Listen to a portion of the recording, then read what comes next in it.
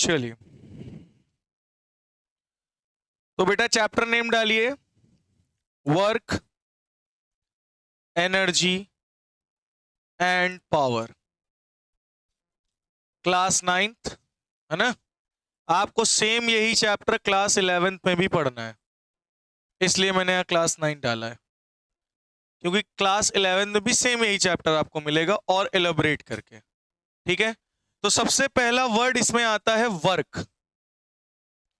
तो वर्क क्या होता है, सबसे पहले हम इसके बारे में समझेंगे कि वर्क क्या है। ठीक है, पहले डेफिनेशन नोट करेंगे, पहले मैं समझा दूं, पहले समझा देता हूं। किसी ऑब्जेक्ट पर अगर आप फोर्स लगाते हैं तो वो ऑब्जेक्ट डिस्प्लेसमेंट करके कुछ दूरी पर चला जाएगा, वो ऑब्जेक्ट डिस्प्लेस करके यहां चला आएगा।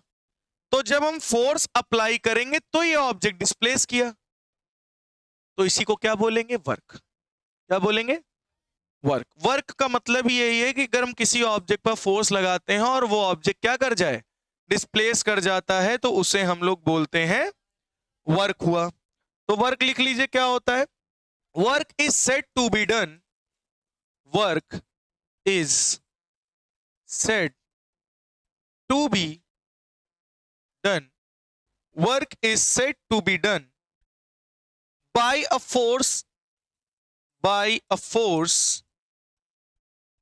acting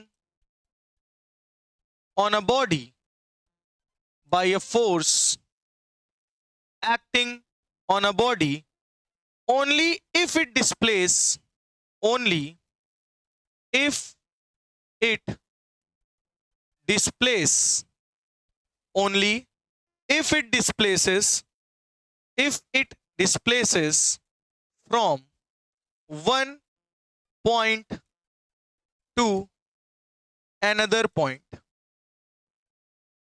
क्या बोला गया, वर्क का मतलब ही, वर्क क्या होता है कि अगर हम किसी बॉडी पर फोर्स एक्ट कर रहा है, अगर हम किसी बॉडी पर फोर्स लगाते हैं तो वो बॉडी एक पॉइंट से, यानी एक पॉइंट से दूसरे पॉइंट पे डिस्प्लेस कर जाती है, उसी को वर्क कहते हैं।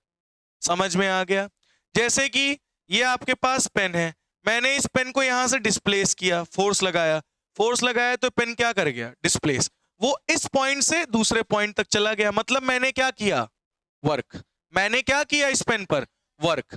तो अगर किसी बॉडी पर, जैसे बैग आप लेकर आते हो, लेकर आते हो ना बैग, तो बैग पर फोर्स लगाते हो, तब बैग यहां तक चल के आता है। चल के आता है कि हम लेकर आते हैं, हम लेकर आते हैं, तो बैग का क्या हुआ, डिस्प्लेसमेंट। तो इसको क्या कहोगे, आपने क्या किया, वर्क किया। तो वर्क क्या होता है, work is said to be done by a force. Work कहां, कब होगा, वर्क तब होगा जब किसी ऑब्जेक्ट पर फोर्स लगेगा और वो ऑब्जेक्ट एक पॉइंट से दूसरे पॉइंट तक क्या कर जाए, डिस्प्लेस, उसे हम क्या कहते हैं, वर्क। कितने बच्चों को ये चीज समझ में आ गई।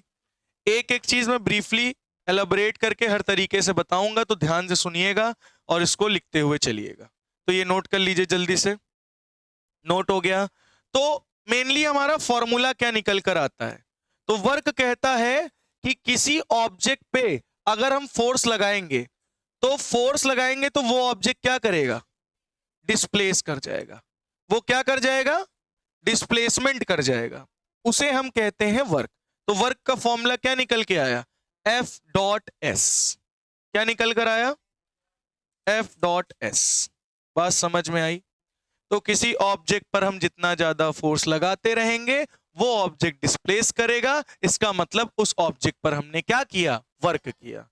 अब वो हमने जो वर्क किया वो कैसा वर्क है, पॉजिटिव है, निगेटिव है, जीरो है, वो सब अभी हम बाद में पढ़ेंगे। लेकिन अभी आपको वर्क समझ में आया क्या होता है।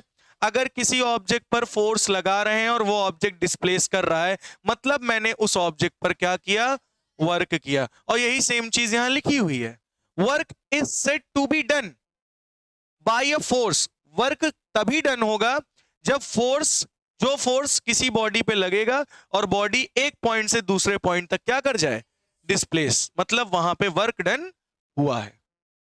तो वर्क डन में क्या हुआ, फोर्स लगाया, डिस्प्लेसमेंट हुआ, यानी एफ एस। वर्क डन का फॉर्मूला क्या आया, एफ एस। ये बात कितने बच्चों को आ गई समझ में, बहुत बढ़िया। आगे बढ़ते हैं। अब जरा ध्यान समझना, वर्क डन। अब ध्यान से दूसरा, अब जैसे एक ये बॉडी है, ए पॉइंट पर रखी है, अब की बार मैंने इस पर फोर्स लगाया इस डायरेक्शन में, और डिस्प्लेसमेंट किधर हुआ, इस डायरेक्शन में, और ये ऑब्जेक्ट यहां आ गया बी पॉइंट पर। ध्यान से सुनना, मैंने फोर्स अब की ऐसे लगाया, पिछली बार फोर्स कैसे लगा रहे थे, ऐसे स्ट्रेट, फोर्स ऐसे लग रहा था, है ना। अब की बार फोर्स ऊपर से इसको हम घसीट रहे हैं, मतलब इस ऑब्जेक्ट को ऊपर से घसीट रहे हैं, तो आएगा तो आगे ही ना, तो डिस्प्लेसमेंट तो इधर ही होगा। तो अब की बार तुम देख सकते हो डिस्प्लेसमेंट और फोर्स के बीच में कुछ एंगल बन रहा है, एंगल बन रहा है कि नहीं बन रहा, फोर्स और डिस्प्लेसमेंट के बीच में। अब वो एंगल हमें नहीं पता कितना है, वो आप भी नहीं बता सकते, क्योंकि किसी एंगल पे भी हम फोर्स लगा सकते हैं। सही बात है या नहीं, इतनी बात समझ में आई। अच्छा, अब मैं आपको बहुत इंपॉर्टेंट चीज, एक नई चीज सिखाने जा रहा हूं जो आपको क्लास 10th में सीखने को मिलेगी, ट्रिग्नोमेट्री। क्या बोला मैंने, ट्राइगोनोमेट्री। क्या नाम है, ट्राइगोनोमेट्री। क्या होता है, मतलब ट्राइगोनोमेट्री का मतलब ट्रायंगल लेंगे, कौन सा ट्रायंगल, राइट एंगल ट्रायंगल, ठीक है। ये बात समझ में आई, ध्यान से सुनना। ये एंगल कितना है, 90 के सामने वाली ये वाली साइड है ना, देखो 90 के सामने ये, तो ये होता है हाइपोटेनस, ठीक है, ये पता है सभी बच्चों को। अब जैसे मैंने थीटा कौन सा एंगल माना, ये थीटा मैंने माना, तो थीटा के सामने वाला क्या होगा, परपेंडिकुलर, ये क्या होगा, बेस। अच्छा सुनो, कुछ बच्चे कहेंगे हम ये थीटा ना मान के ये थीटा हम मान रहे हैं, तो फिर थीटा के सामने वाली ये साइड क्या होगी, परपेंडिकुलर, और ये हो जाएगा बेस। थीटा जो मानोगे उसके सामने वाला परपेंडिकुलर होता है, बाकी का जो बचा वो बेस। तो अभी हमने थीटा किसको माना है, इसको, तो ये परपेंडिकुलर होगा, ये बेस। बोलो ये बात समझ में आई, क्लियर। अच्छा, तो मैं कहूं ट्रिग्नोमेट्रिक रेशियोज की अब मैं बात करूं, किसकी बात करूंगा, रेशियो। तो बेटा एक वर्ड यूज होता है साइन, क्या यूज होता है, sine. Sine theta is equal to होता है perpendicular upon hypotenuse, perpendicular upon hypotenuse, इसका और इसका रेशियो कहलाता है साइन। साइन अगर कहीं आ जाए तो क्या बोलोगे, परपेंडिकुलर अपॉन हाइपोटेनस का रेशियो। कॉस थीटा आ जाए तो क्या बोलोगे, base upon hypotenuse, base upon hypotenuse का रेशियो क्या होता है, कॉस थीटा। अच्छा, तो साइन कॉस, tan आ जाए तो क्या बोलोगे, tan theta, perpendicular upon base, perpendicular upon base tan theta का रेशियो होता है। अगर कहीं परपेंडिकुलर tan थीटा लिखा हो तो समझ जाना परपेंडिकुलर अपॉन बेस का रेशियो ही है ये tan थीटा। tan थीटा क्या है, परपेंडिकुलर अपॉन बेस का रेशियो है tan theta. Perpendicular upon base जो होगा, इन दोनों का रेशियो क्या होगा, जैसे मैंने बोला ये 4 है और ये 5 है, तो 4/5 ये tan थीटा है, समझ रहे हो ना। मैंने बोल दिया कॉट, कॉट थीटा क्या होगा, तो बेस अपॉन परपेंडिकुलर हो जाएगा। मैंने बोला कॉट कॉस, और उसके बाद क्या आ जाएगा, sine cos tan cot sec, और इसके बाद आ जाएगा कॉसेक, ठीक है। तो इनका रेशियो क्या होगा, समझ रहे हो, तो इनका भी रेशियो होगा कुछ ना कुछ, क्या होगा पता है, नहीं पता, तो कॉस का जस्ट उल्टा होता है सेक का रेशियो, ठीक है। साइन का जस्ट उल्टा होता है कॉसेक का रेशियो, हाइपोटेनस अपॉन परपेंडिकुलर। अब आप लोग कह रहे होगे यार ये रेशियो मैं कैसे याद करूं, बहुत डिफिकल्ट लग रहा है। अब सुनो, मैं आपको निमोनिक बताने जा रहा हूं, 4 निमोनिक हैं, चारों मैं बताऊंगा, ध्यान से सुनना, हंसना कम। पंडित बद्री प्रसाद हर हर बोले, पंडित बद्री प्रसाद हर हर बोले, या फिर पाकिस्तान भूखा प्यासा, हिंदुस्तान हरा भरा, एक ये हो गया। या फिर पापा बीड़ी पियोगे, हाँ हाँ बेटा, ये हमने बनाया है। और पिछले 2 वाले फेमस हैं, हर जगह तुमको वही बताए जाएंगे, एक पंडित बद्री प्रसाद और एक कौन सा, पाकिस्तान भूखा। ये दो जो है हमने बनाए, एक है पापा बीड़ी पियोगे, हाँ बेटा, या फिर पापा बियर पियोगे, हाँ बेटा। ठीक है, अब ध्यान से सुनो, अब सुनो, पी बाई एच, यहां लिखो sine, cos, tan, cot, sec, cosec, खत्म। साइन का ratio perpendicular upon hypotenuse, cos का ratio base upon hypotenuse, tan का ratio perpendicular upon base, cot का ratio base upon perpendicular, sec का ratio hypotenuse upon base, cosec का ratio hypotenuse upon perpendicular, खत्म। आया? इतना आया समझ में? नोट कर लो इतना। क्या नहीं आया? ये बस बेटा रेशियो है इस ट्रायंगल के, इनसाइडेड के रेशियो है। ये जो साइड है इनसाइड के रेशियो कहलाते हैं, साइन कॉस टेन ये सब। हाँ अभी मैं बताऊंगा, पहले इतना नोट।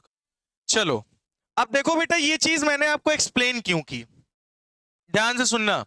अब देखो यहां क्या बन रहा है, थीटा, यहां क्या बन रहा है, थीटा बन रहा है ना, और ये क्या लग रहा है, ये क्या लग रहा है यहां पे, फोर्स।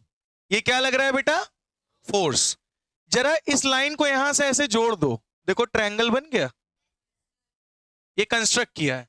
अब सुनो, यहां पे अगर ये डिस्प्लेसमेंट हो रहा है ना, और ये फोर्स लग रहा है, तो वर्क डन हमें चाहिए। तो वर्क डन में क्या होता है, force into displacement, but force किसी एंगल पे लग रहा है, ध्यान से सुनना। तो हमें यहां कॉस थीटा रेशियो निकाल लो। कॉस थीटा क्या होता है, बेस अपॉन हाइपोटेनस। तो थीटा के सामने वाला ये क्या हो गया, परपेंडिकुलर, ये हाइपोटेनस, ये बेस। तो कॉस क्या होता है, बेस अपॉन, तो बताओ बेस क्या है, एस, बेस क्या है, एस है, हाइपोटेनस क्या है, एफ है। ये बात समझ में आई? तो एस इज इक्वल टू क्या आ रहा है, एफ कॉस थीटा। नहीं समझे?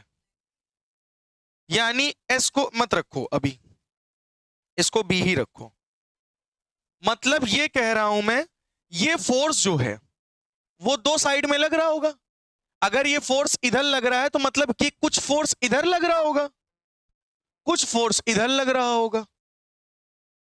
नहीं, अगर हम किसी ऑब्जेक्ट को थीटा एंगल पे फोर्स लगा के घसीटते हैं इधर से ऐसे, तो कुछ फोर्स इधर लग रहा होगा, कुछ फोर्स इधर लग रहा होगा। तो आपको कौन सा फोर्स लेना है यहां पे, जो डिस्प्लेसमेंट के डायरेक्शन में हो। और डिस्प्लेसमेंट के डायरेक्शन में कौन सा फोर्स है, एफ कॉस थीटा।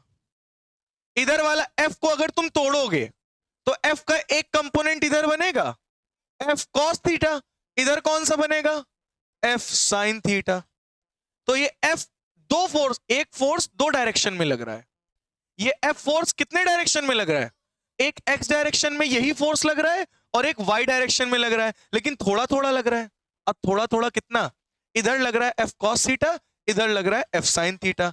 तो हमें कौन सा फोर्स लेना है, जो डिस्प्लेसमेंट के डायरेक्शन में हो, और डिस्प्लेसमेंट के डायरेक्शन में क्या है, कॉस थीटा है। तो यहां क्या लिखोगे, F cos theta into S, यानी क्या हो जाएगा, एफ एस कॉस थीटा।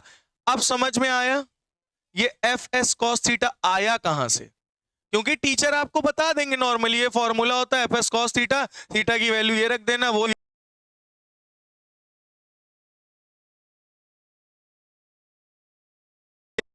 और ये भी नहीं बताएगा तुमको कॉस थीटा क्या है, नाइन्थ में तो नहीं बताएगा बिल्कुल भी। तो कॉस थीटा पता चला, it is the ratio of the triangle base upon hypotenuse. हाँ मैं बेस से बता रहा हूं, एक एक चीज तुमको 11th तक के लिए फायदा रहेगा ये। ध्यान से सुनो, ध्यान से सुन लो, पहले मैं एक चीज बताने जा रहा हूं, अब तुमको मैं इसकी शॉर्ट ट्रिक बता रहा हूं। जैसे फोर्स लग रहा है, डिस्प्लेसमेंट इधर है, ये थीटा है। अगर कभी भी कोई भी कंपोनेंट किसी एंगल पे वर्क कर रहा हो, किस पे कर रहा हो, तो उसको तुम तोड़ना दो कंपोनेंट में, एक कंपोनेंट इधर बनाना, एक कंपोनेंट इसी के जस्ट परपेंडिकुलर बनाना। अब कॉस थीटा तुमको अब ये सब निकालने की जरूरत ही नहीं, जिधर साइड थीटा लगाओ उधर वाले साइड कौन सा रखोगे? कॉस। तो देखो इधर थीटा है तो इधर वाला साइड क्या रखोगे? F cos theta. और इधर वाला क्या रखोगे? F sine theta. अब सुनो एक मिनट, अब ये तुम्हारे पास ऑब्जेक्ट है, अब तुमने ये फोर्स लगाया और एंगल हमने ये वाला थीटा लिया। एंगल कौन सा लिया? ये वाला लिया। तो अब इस फोर्स को तुम तोड़ोगे तो इधर कौन सा कंपोनेंट आएगा? F cos theta. और इधर कौन सा आएगा? F sine theta. अब समझे, जिधर साइड थीटा होगा उधर कॉस वाला टर्म जाएगा, और जिधर साइड थीटा नहीं होगा उधर साइन वाला टर्म जाएगा। तो कभी भी कोई चीज किसी एंगल पे लग रही है तो इसका मतलब वो दो डायरेक्शन में लग रहा होगा, एक एक्स और एक वाई। समझ में आई बात? जैसे यहां पिछले वाले केस में क्या था? फोर्स इधर लग रहा था, डिस्प्लेसमेंट भी इधर था, तो कौन सी डायरेक्शन थी? एक्स, और फोर्स भी एक्स। लेकिन ये जो है ये एक्स और वाई दोनों डायरेक्शन में फोर्स लग रहा है। देखो मैं तुमको ग्राफ बना के दिखाता हूं। ये है एक्स, ये है वाई। फोर्स इधर लग रहा था, फोर्स इधर लग रहा था एफ, डिस्प्लेसमेंट इधर हो रहा था। अब देखो तुम्हारी बुद्धि खुलेगी, अभी फोर्स किसमें लग रहा था? थीटा एंगल पर।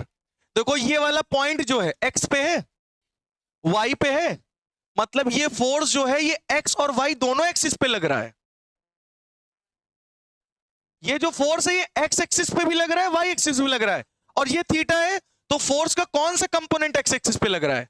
F cos theta. और वाई एक्सिस पे एफ साइन थीटा। और ये वाले एफ की कहानी खत्म। यही फोर्स दो एक्सिस में लग रहा है, एक एक्स एक्सिस एक वाई एक्सिस। समझ में आया? अगर अच्छा अब तुमसे हम एक प्रश्न पूछने जा रहे हैं, अगर यहां पे ये एंगल थीटा होता और इसको मैं दो कंपोनेंट करता, तो एक कंपोनेंट इधर आता, एक कंपोनेंट इधर, इधर कौन सा होता? एफ कॉस थीटा, इधर एफ साइन थीटा। जिधर थीटा लोगे उधर कॉस जाएगा, उसके अपोजिट साइन जाएगा। अगर कोई फोर्स किसी एंगल पे लग रहा है इसका मतलब वो एक्स और वाई दोनों एक्सिस में लग रहा होगा। अगर नॉर्मली, अच्छा बताओ, ये फोर्स लगा एफ और ये डिस्प्लेसमेंट हुआ, ये फोर्स किस डायरेक्शन में लग रहा? वाई डायरेक्शन में। ठीक है, ये फोर्स लग रहा एफ, ये डिस्प्लेसमेंट हुई एस, कौन सी डायरेक्शन में? एक्स डायरेक्शन में। ये लग रहा फोर्स थीटा एंगल पे, ये कौन सी डायरेक्शन में लग रहा? ये एक्स में भी लग रहा है फोर्स, वाई में भी लग रहा है। अब कॉस एफ कॉस थीटा किधर बनेगा? नीचे। एफ साइन थीटा किधर बनेगा? ये थी शॉर्ट ट्रिक। अब आ गई समझ में? तो तुमको ये चीज तो अब क्लियर हो गई होगी कि एफ कॉस थीटा कहां से आया। तो हम यहां पे फोर्स का कौन सा कंपोनेंट लेंगे? डिस्प्लेसमेंट के साइड वाला। जिधर डिस्प्लेसमेंट होगा वो वाला कंपोनेंट हमें लेना है, टुकड़ा। तो फोर्स का कौन सा टुकड़ा लेंगे? डिस्प्लेसमेंट साइड वाला। तो डिस्प्लेसमेंट साइड कौन सा टुकड़ा है? F cos theta. तो F cos theta into S, तो यानी एफ एस कॉस थीटा। अब जाके पूछना कि एफ साइन थीटा क्यों नहीं लेते? क्योंकि ये परपेंडिकुलर है, और यहां पे डिस्प्लेसमेंट और फोर्स के बीच में कितना एंगल है? 90। और साइन 90 की वैल्यूज याद है? नहीं याद? चलो वैल्यूज भी बता दे रहे हैं जल्दी से। देखो शॉर्ट ट्रिक उसकी, इसकी शॉर्ट ट्रिक देखो। यहां लिखो साइन, यहां लिखो कॉस, यहां लिखो 0 डिग्री और कितने डिग्री? 30 डिग्री और 45 डिग्री और 60 डिग्री और 90 डिग्री। यहीं तक तुम्हारा यूज होगा, यहीं तक यूज होगा। ध्यान सुनो, अब तुम्हें करना क्या है? यहां लिखो under root by two, under root by two, under root by two, under root by two, under root by two, under root by two, under root by, इतना कर सकते हो कि नहीं? 0 है तो 0 0 है ना, 0 डिग्री, 0 1 2 3 4, ये भी कर सकते हो। इतना तुमको याद कर लेना है। रट गया? अब इसको तुम 0 को 2 से डिवाइड करोगे तो आंसर क्या आएगा? तो साइन 0 की वैल्यू 0 होती है। 1 है ना, रूट 1 का क्या होगा? 1/2। साइन 23 की वैल्यू 1/2। अच्छा ये बताओ, 2 को रूट 2 इंटू रूट 2 लिख सकते हो? नहीं, इतनी मैथ्स नहीं आती ना। ये बताओ x की पावर 1 है, अच्छा 2 की पावर 1 है ना, रूट 2 का मतलब 2 की पावर 1/2। रूट का मतलब क्या होता है? Power half. इसका भी मतलब पावर हाफ, और हाफ ऑफ पावर क्या हो जाएंगी? प्लस, यानी पावर कितनी आई? 1। यानी 2 को हम लोग रूट टू नहीं लिख सकते? अब तो नहीं भूलोगे कि ये चीज कर सकते हैं? ठीक है, ये बताओ, इस 2 को रूट टू लिख दिया, रूट टू से रूट टू, साइन 45 की वैल्यू क्या आ गई? ये साइन 60 की वैल्यू लिखी है √3/2, साइन 90 √4 2 अपॉन 2, 4 का स्क्वायर रूट क्या होता है 2, 2 से 2 कैंसिल, साइन 90 की वैल्यू खत्म। याद हो गया? अब जरा इधर आओ, उसको उल्टा, इसी वैल्यू को पूरा पलट दो। अब 1 है ना, 1 यहां लिखो, फिर क्या है √3/2 है, फिर क्या है 1/√2 है, इस वैल्यू को 1/2, और ये कहा गया 0, ये आ गई कॉस की वैल्यू। इसी वैल्यू को ऐसे पलट के रख दो, समझ में आई बात? इसी वैल्यू को पलट के रख दो। आया? क्लियर हुआ? बहुत बढ़िया, नोट कर लो।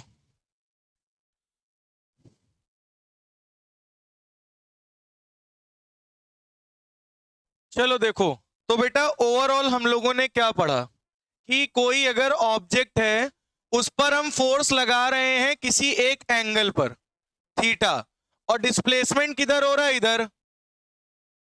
और ये ऑब्जेक्ट ए पॉइंट से कहां चला आया? बी पॉइंट पे। तो मैंने कहा इसका वर्क डन का फॉर्मूला क्या होगा? तो आपने कहा इस फोर्स, ये फोर्स दो एक्सिस में लग रहा होगा, और हमें कौन सा फोर्स लेना है? डिस्प्लेसमेंट, यानी एक्स एक्सिस वाला लेना है, जिधर डिस्प्लेसमेंट हो रहा उसके पैरेलल में फोर्स चाहिए हमको। तो हम इसके दो टुकड़े करेंगे, एक टुकड़ा इधर जाएगा, एक टुकड़ा इधर। तो इधर थीटा है, तो इधर क्या बनेगा? एफ कॉस थीटा, इधर क्या बनेगा? F sine theta. तो बेटा हमें वो फोर्स चाहिए जो डिस्प्लेसमेंट के पैरेलल हो, और डिस्प्लेसमेंट के पैरेलल कौन सा फोर्स है? F cos theta dot S. ठीक है, तो यहां क्या आ जाएगा? F S cos theta. ये आपका आ गया work done at the term of theta. किसके टर्म में? थीटा के टर्म में। अगर एंगल लगा हुआ है, एंगल पर फोर्स लग रहा है किसी, तो मतलब वहां पर फॉर्मूला होगा एफ एस कॉस थीटा। क्यों नहीं है? ये ऐसे और ये, तो उसको हम लोग जल्दी जल्दी में ऐसे बना देते हैं। ठीक है, ये थीटा है, थीटा को हम लोग रिप्रेजेंटेट करते हैं एंगल के लिए। इसके लिए एंगल। बात समझ में आ गई हो तो इतना नोट, ये तो नोट हो चुका होगा। अब हम लोग, ये बेटा पीछे अभी जो कराया था वही है ये। तो अब हमारा नेक्स्ट टॉपिक है factors. In which factors work done depends. Factors affecting the work. Topic क्या है? फैक्टर्स अफेक्टिंग द वर्क, मतलब कौन कौन से फैक्टर्स हैं जिन पे वजह से वर्क पे असर पड़ता है। ठीक है, पहला है मैग्नीट्यूड ऑफ अप्लाइड फोर्स। क्या है? Magnitude of applied force. अभी देखो, मैं मैग्नीट्यूड का मतलब पूछूंगा ना, कई सारे बच्चों को नहीं पता होगा, मैग्नीट्यूड का मतलब नहीं पता होगा। बताओ मैग्नीट्यूड क्या होता है? गधान वाला जवाब दे दियो ना। मैंने बोला फोर्स लग रहा है 20 न्यूटन, तो ये 20 जो है यही मैग्नीट्यूड है। ये 20 जो होता है इसी को मैग्नीट्यूड कहते हैं, और न्यूटन क्या है? यूनिट है। समझ में आई बात? तो जो यहां 20 लग रहा है यही क्या है? मैग्नीट्यूड है। 20 जो लग रहा है यही मैग्नीट्यूड है, न्यूटन क्या है? यूनिट। तो 20 न्यूटन लगाओगे फोर्स तो वर्क ज्यादा होगा, फोर्स तुम 10 न्यूटन लगाओगे वर्क कम होगा, फोर्स तुम 100 न्यूटन लगाओगे वर्क और ज्यादा होगा। मतलब मैग्नीट्यूड बढ़ाओगे तो वर्क बढ़ेगा, मतलब अप्लाइड फोर्स का मैग्नीट्यूड जितना ज्यादा वर्क उतना ज्यादा, फोर्स जितना कम वर्क उतना। बोलो समझ में आ गई? Greater is the force, greater is the work done. Greater is the force, हाँ, greater is the work done. क्या कह रही हो बेटा? पहला इफेक्ट लिख लो,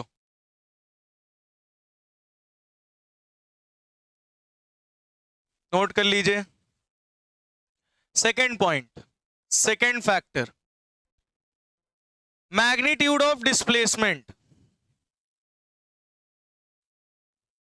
अच्छा ये बताओ, हाँ पहले ये बताओ, ये ऑब्जेक्ट पे मैंने फोर्स लगाया, ये ऑब्जेक्ट यहां तक डिस्प्लेस करके आया, फिर इस ऑब्जेक्ट दूसरे ऑब्जेक्ट पे फोर्स लगाया, ये ऑब्जेक्ट यहां तक डिस्प्लेसमेंट करके गया। आप बताओ डिस्प्लेसमेंट किसका ज्यादा है?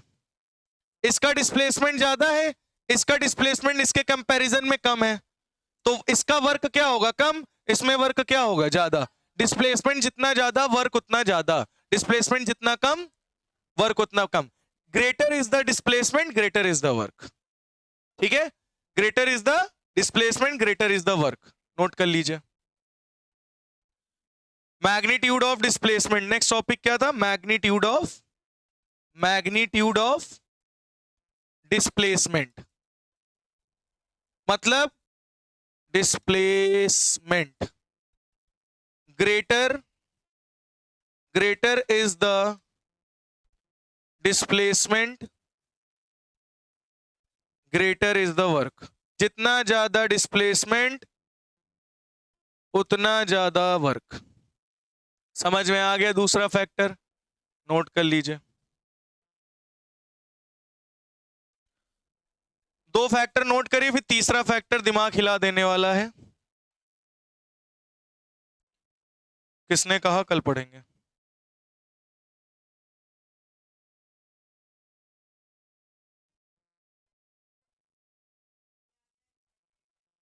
बेटा सुन नहीं रही थी तुम, तो कहां समझ में आएगा? फोर्स जितना ज्यादा लगेगा, फोर्स का मैग्नीट्यूड, मतलब 10 न्यूटन लगा तो वर्क कम होगा, 20 न्यूटन लगा वर्क और ज्यादा होगा, 100 न्यूटन लगा वर्क और ज्यादा होगा। जितना ज्यादा फोर्स लगेगा, मैग्नीट्यूड जितना ज्यादा होगा, फोर्स उतना, वर्क उतना ज्यादा होगा। डिस्प्लेसमेंट जितनी ज्यादा होगी वर्क उतना ज्यादा होगा, डिस्प्लेसमेंट कम होगी वर्क कम होगा। नोट हो गया? चलो आगे बढ़े। पॉइंट नंबर 3, कॉस थीटा पे भी डिपेंड करता है वर्क। ध्यान से सुनना, अगर थीटा की वैल्यू 0 डिग्री होगी, जैसे कि एग्जांपल ये एक ऑब्जेक्ट है, ध्यान से सुनना, तो तुमने फोर्स किधर लगाया? इधर। डिस्प्लेसमेंट किधर हुआ? इधर। इन दोनों के बीच में थीटा कितना है भाई? ये भी इधर, ये भी इधर। थीटा कितना है भाई? इस थीटा कितना है? 0। तो क्या होगा? W is equal to F S cos 0 degree. Cos 0 की वैल्यू क्या बताई थी? 1। तो यानी वर्क डन क्या आया? F S. कैसा वर्क डन आया? पॉजिटिव। कॉस 0 की वैल्यू क्या बताई थी? तो यहां 1 रखोगे, बचा क्या? F S. तो वर्क डन क्या आया? पॉजिटिव। कहां निगेटिव लिखा है? क्या मैंने साइन लगाया क्या निगेटिव? तो निगेटिव कहां लगाया मैंने? आया, इसको सॉल्व करने पर इसके सॉल्व करने पर निगेटिव आया क्या? तो फिर कैसे होगा? बात समझ में आ गई? आगे बढ़ते हैं। ये पहली कंडीशन। दूसरी कंडीशन सुनो, ध्यान से सुनना। ये ऑब्जेक्ट है, क्या है ये? ऑब्जेक्ट। अब इसको जब तुम आगे डिस्प्लेसमेंट कराओगे तो फ्रिक्शनल फोर्स पीछे लगेगा। ध्यान से सुन लो, जब हम आगे बढ़ते हैं तो फ्रिक्शनल फोर्स पीछे रोकता है, तो फोर्स इधर लग रहा, फोर्स इधर, डिस्प्लेसमेंट उधर, यानी एंगल कितना बना? तो cos 180 की वैल्यू क्या होती है? -1। तो W is equal to F S cos 180। Cos 180 की वैल्यू एफ एस इंटू -1। अब देखो क्या आ रहा है? माइनस एफ एस, मतलब वर्क डन क्या हो गया? तो इसमें पॉजिटिव आ रहा था तो वर्क डन पॉजिटिव, इसमें सॉल्व करने के बाद क्या आ रहा है? नेगेटिव, तो वर्क डन क्या होगा? नेगेटिव। तो ये दूसरी कंडीशन समझ में आई? रुक जाओ, तीसरी अभी सिम देख लो, उसके बाद नोट करो। तीसरी कंडीशन है, ध्यान सुनना, जैसे ये है उमंग, ठीक है? उमंग के सर पे क्या लदा है? बैग। बैग। अब ये जो बैग है, इस पे कौन सा फोर्स लग रहा होगा? Gravitational force. कौन सा फोर्स लग रहा होगा? और ये चलेंगे किधर? बैग लेके किधर जाएंगे? आगे। डिस्प्लेसमेंट किधर कर रहे हैं? इधर। ग्रेविटेशनल फोर्स किधर लग रहा? डिस्प्लेसमेंट और फोर्स के बीच का एंगल कितना है?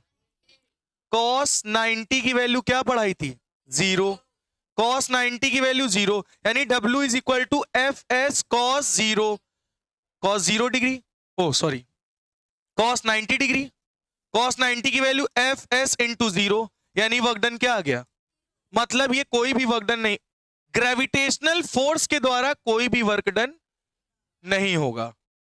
अब ये चलेंगे तो पीछे फ्रिक्शनल फोर्स भी तो लगेगा, इसके फ्रिक्शनल फोर्स के द्वारा वर्क डन होगा minus F S, gravitational force के द्वारा वर्क डन 0 है। अब ये मत बोलना कि बैग लेकर जा रहे हैं कुछ वर्क नहीं कर रहे हैं, हर एक फोर्स का अलग अलग वर्क डन होता है, हर एक फोर्स का अलग अलग वर्क डन। फ्रिक्शनल फोर्स के द्वारा देखा जाए तो ये वर्क डन कर रहे हैं, लेकिन ग्रेविटेशनल फोर्स कोई भी वर्क नहीं कर रहा, वर्क 0 है, नो वर्क। एग्जाम्पल्स क्लियर हुए? थीटा की वैल्यू सबकी क्लियर हो गई? नोट कर लीजिए, आज हम लोग यहीं रुकेंगे।